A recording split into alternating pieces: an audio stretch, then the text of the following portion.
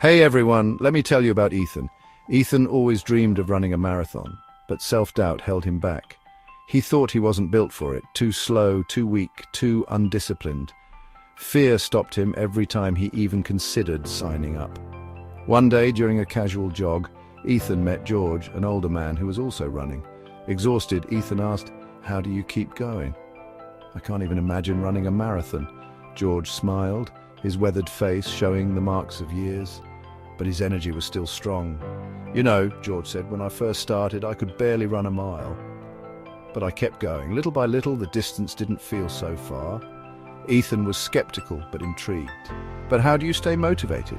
he asked. George looked ahead, eyes steady. "It's not about motivation, it's about commitment. Motivation comes and goes, but commitment keeps you moving when things get tough. You just have to decide to keep putting one foot in front of the other. You'd be amazed how far you can go just by doing that." Inspired, Ethan signed up for the marathon. It wasn't easy. Some days he felt exhausted and doubted his progress. He wanted to quit. But he remembered George's words, one foot in front of the other. Slowly he built his endurance, trusting that each step brought him closer to his goal.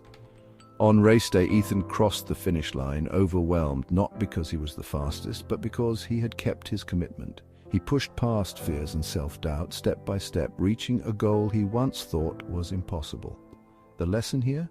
When you commit to your goal and keep going, even when the road gets tough, you'll surprise yourself with what you can achieve. So take that first step today. Keep putting one foot in front of the other. You've got this.